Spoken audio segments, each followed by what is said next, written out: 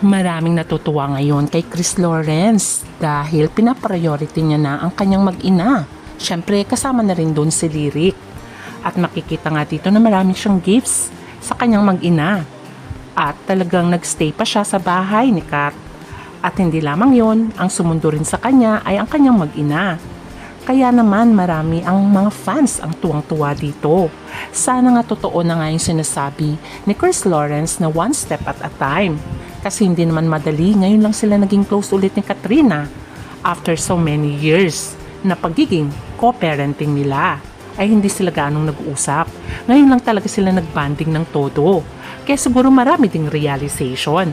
Pero ang tanong, free na nga ba si Chris Lawrence? Ating alamin.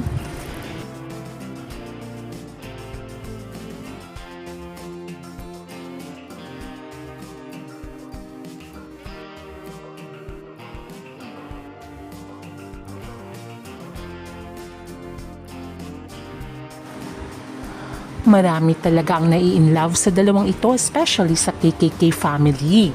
Kaya naman lahat ng kilos at galaw nila ay talaga namang pinag-uusapan.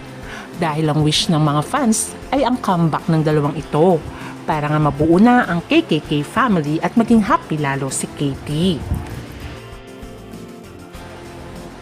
Madali na lang sanang gawin yon dahil wala namang third party involved nung sila ay maghiwalay ni Katrina Halili pagkus ay talagang immaturity lamang dahil bata pa sila noong time na pinanganak si Katie at nung nagsasama pa sila. Pero syempre ang tanong, although hindi pa naman kasal si Chris Lawrence, kumusta naman kaya ang kanyang long-time partner na si Carmina Kate De Leon?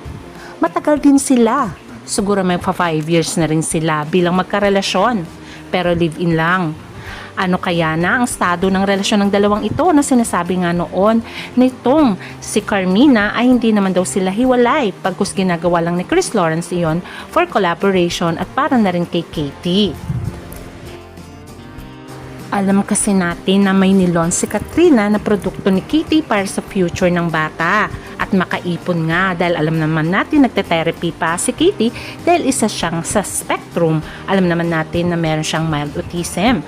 Pero sabi nga nila ay lahat ng parents ay gagawin ang lahat para nga kay Katie.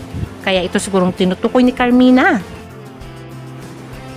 Ito siguro yung sinabi niyang sila pa ni Chris Lawrence at collaboration lamang at co-parenting ang ginagawa ni Kat at ni Chris. Sabi nga nila, dapat nga ito si Carmina ay umayaw na, total may anak siya sa iba.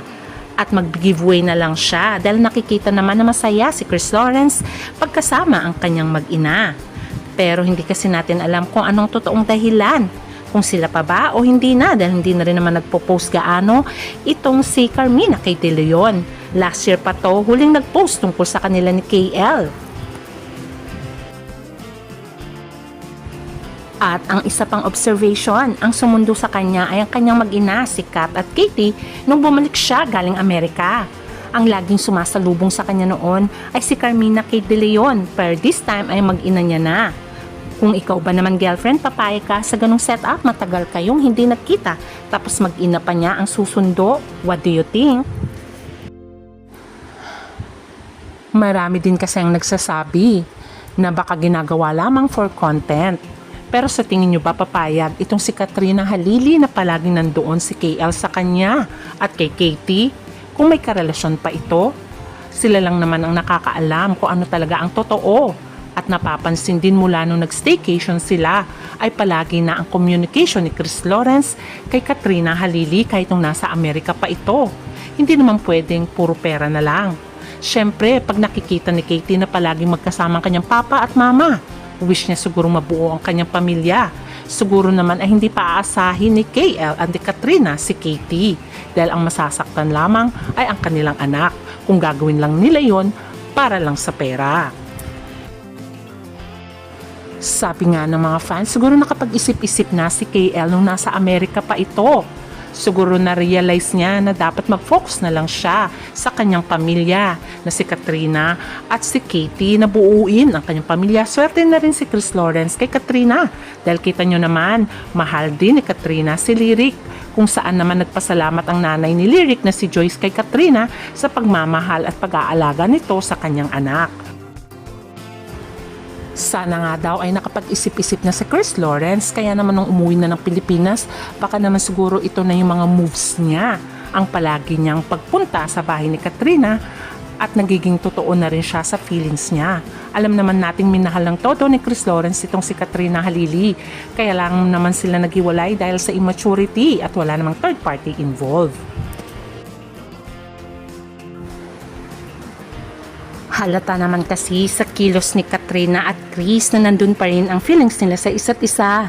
Kahit aminin man nila o hindi, kitang-kita sa kilos nila. At ang kanilang mga mata ay talaga namang kikiligin ka. Sabi nga nila, eyes don't lie. Kaya naman sana ay ma-realize nila na mahal pa rin nila ang isa't isa, at kung mahal pa rin naman nila ang isa't isa, ay i-push na nila yon para kay Katie.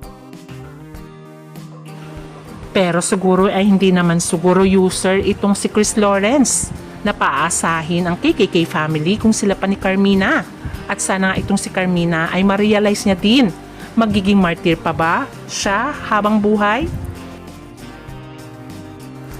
Dapat ma-realize ni Carmina na i-giveaway niya na lang dahil siya naman ay walang anak kay Chris Lawrence at masasaktan din siya lalo kasi panay-panay na rin ang pagsasama ni Kat, Katie at Chris Lawrence, at kita naman ang kasiyahan ni Chris Lawrence.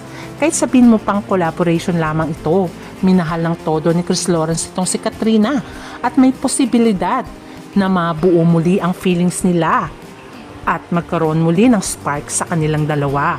Kaya dapat ngayon pa lang ay dapat bumitaw na siya. Kaya feeling ko sa sarili kong opinyon, baka nga wala na talaga si Carmina at itong si Chris Lawrence. Dahil sa makikita mong observation sa video na ito, ikaw ba naman kung may girlfriend ka, kikilos ka din na masasaktan ng girlfriend mo? At kita mo nga, kusa nga niyang tinay ang mga sapatos ni Katrina. Siya pa nga ang nag-ayos nun at ganun din kay Katie. Kung may girlfriend ka pa, magsiselos ka talaga. At si Katrina, hindi rin ito gagawa ng mga bagay-bagay na alam niyang makakasakit siya. What do you think? Comment down. At ang isa pang observation na sa tingin ko ay wala na talaga, ay panay-panay na ang pagpunta ni Chris Lawrence sa bahay ni Katrina. Kita nyo naman hanggang gabi. Makikita nga sa video ito, nagla-live pa sila. Mula umaga pa yan. Pero nandun pa rin siya sa bahay ni Katrina. Isa rin yung observation na napansin ko kay KL. Ang saya-saya niya pag laging kasama ang kanyang mag-ina. Marami nga din kinikilig sa dalawang ito, pati nga ang host ng TikTok Clock na si Kim Atienza, biniro sila. Balita nga daw niya ay sasama si Chris Lawrence sa El Nido. At dito na booking kung paano napasama si Chris Lawrence kay Katrina. Sinabi nga ni Kat na tuwing Holy Week ay umuwi daw talaga sila sa El Nido para doon mag Holy Week. Pero si Chris, sinabihan daw si Kat na gusto niyang sumama. Ikaw ba naman kung may girlfriend ka, sasama ka? 1 week yon na magkakasama sila. At hindi lang naman collaboration yon, Holy Week yon. Alangan naman magsinungaling sila sa kanilang feelings. Nagagamitin lang nila ang kanilang co-parenting para kumita. What do you think? At kung mapapansin nyo bawat post nila ay may kahulugan. Tulad na lang ng sinabi ni Chris Lawrence, one step at a time. At si Miss Katrina, you don't need to chase, what is meant for you will come when you choose from the heart. O diba, may hugot silang dalawa. At sana nga magkatotoo ang prayers ng kanilang fans na magkabalikan sila. Dahil obvious naman na may feelings pa rin naman sila sa isa't isa. At napaka-sweet nila this time. Alam nyo rin ba na sinundo nga ni KL itong si Katrina na walang driver? Sila lamang dalawa para sunduin si Katie. O diba naman, ang sweet? At ilang beses ko na rin napanood na sinasabi ni KL kung saan masaya si Katrina ay masaya na siya. Lagi niyang sinasabi na kung saan siya masaya, I'm happy. Maririnig din ito nung sila ay nag-guest sa TikTok Clock.